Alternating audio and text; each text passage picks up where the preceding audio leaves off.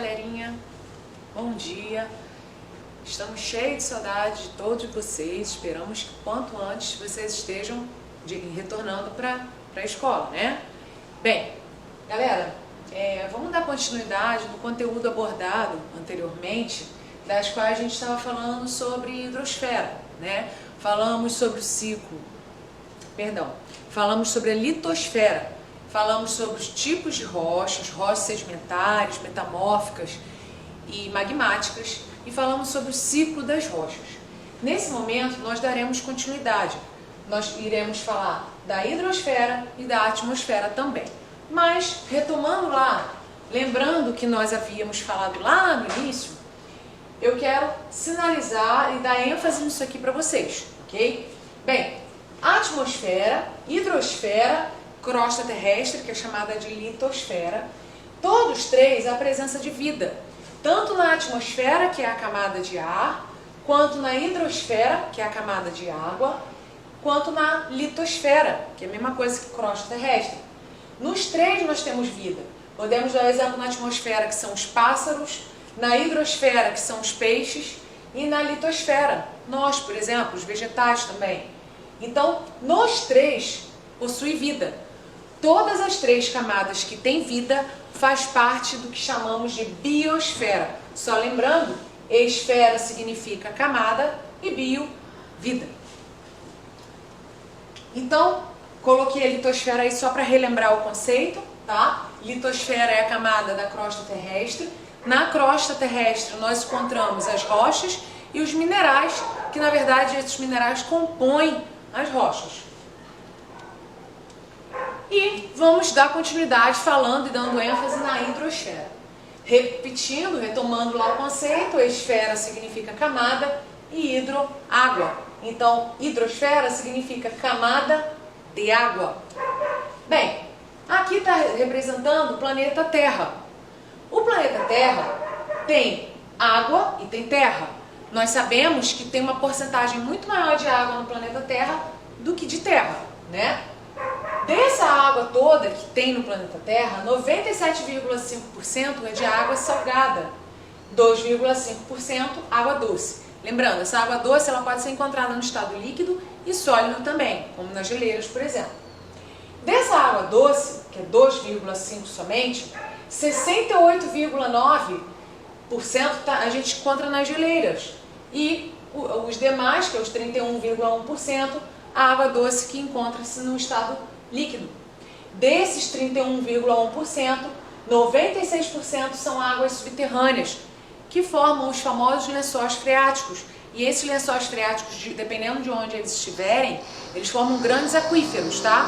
Nós temos um aqui, por exemplo, na região sul, que ele engloba, né, toda essa região sul, Paraguai, Uruguai, Argentina, que é o aquífero Guarani.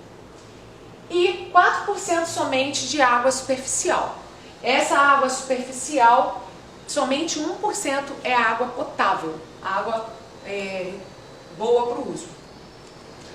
A atmosfera, a imagem ficou um pouco escura, mas no material que vocês vão estar recebendo no PDF vai estar melhor para vocês enxergarem, tá? A atmosfera significa esfera, que é a camada, de ar. Então, camada de ar.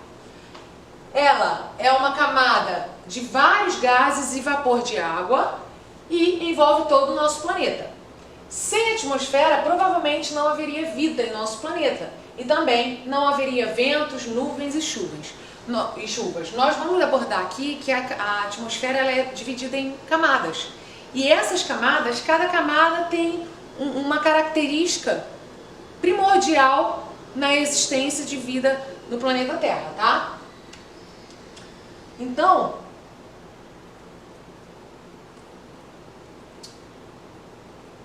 Então, eu fiz essa relação aqui para vocês terem uma ideia de o que faz essa diferença de característica na atmosfera.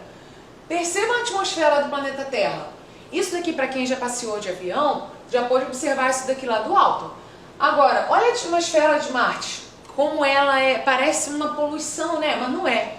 Aquilo ali não é poluição. Isso daqui é porque a atmosfera de Marte ela é composta de grande porcentagem de gás carbônico. E a nossa não. A nossa maior porcentagem é nitrogênio, depois oxigênio, depois outros gases. Então a maior porcentagem aqui é nitrogênio, tá? Então o que faz essa diferença é a composição da atmosfera. Então essa diferença nas paisagens, que a gente pode observar na imagem, é devido ao tipo de quantidade de gases que compõem as suas atmosferas. Coloquei essa imagem aqui, que está um pouco parecida com a imagem que está no livro, tá? Essa aqui não é a mesma imagem que está no livro.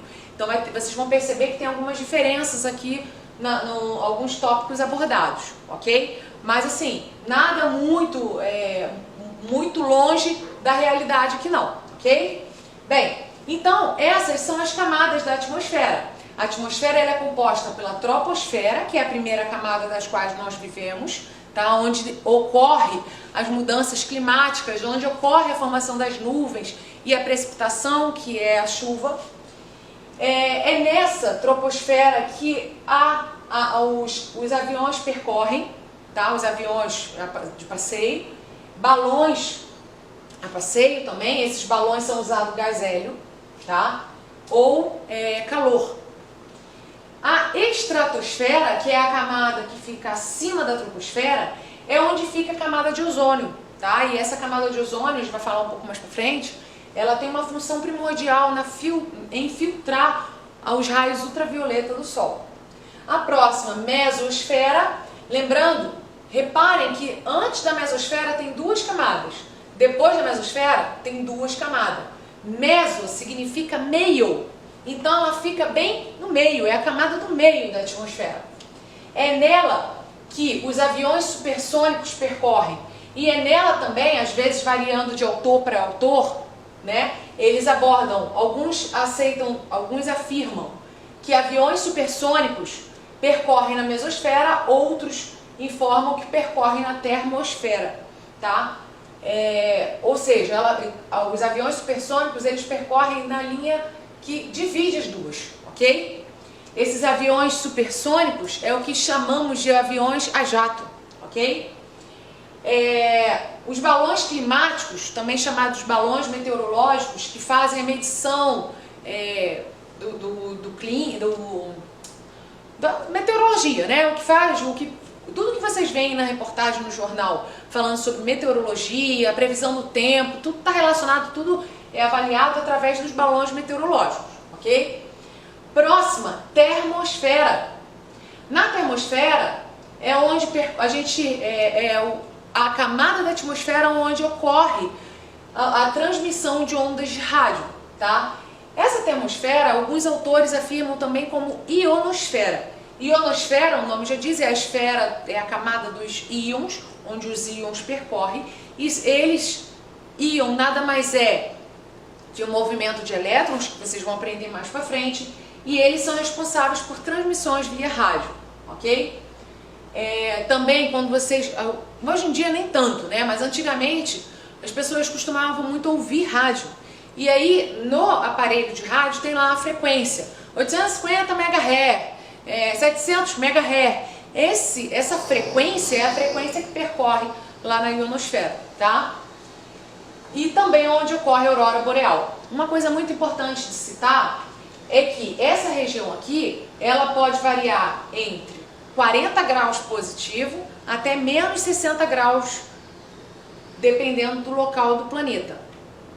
Aqui na estratosfera a temperatura vai caindo, mas quando chega na termosfera a temperatura se eleva muito. Por quê? Porque aqui já está quase terminando, aqui já é a penúltima camada, né? Está quase acabando lá as camadas da atmosfera.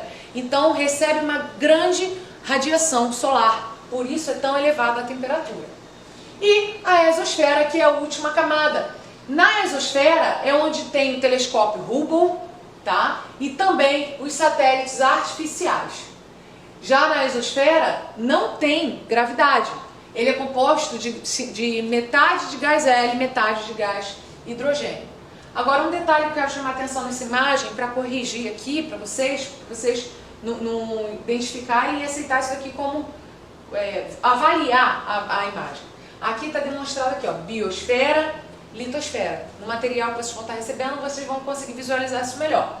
Biosfera, só lembrando, biosfera é o conjunto da litosfera, atmosfera e hidrosfera.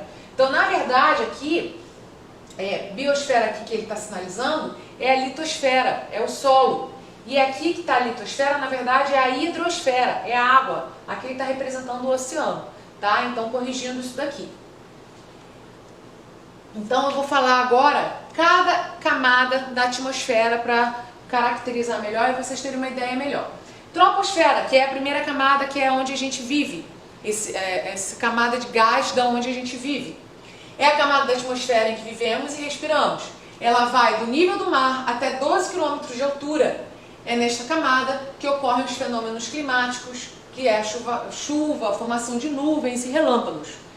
E também na troposfera que ocorre a poluição do ar. Os aviões de transporte de cargas e passageiros voam nesta camada. As temperaturas nesta camada podem variar de 40 graus Celsius positivo até menos 60 graus. Quanto maior a altitude, menor a temperatura. Isso aqui eu falei lá naquela primeira imagem, né? Isso aqui a gente pode observar se a gente botar um exemplo aí, subindo daqui para Curitiba. Num período das quais aqui está uma temperatura de 15 graus, ao você ir para Curitiba, você percebe lá que sempre lá a temperatura vai ser menor. Por quê? Lá é mais alto que aqui. Lá é maior altitude. Se tem maior altitude, menor a temperatura, ok?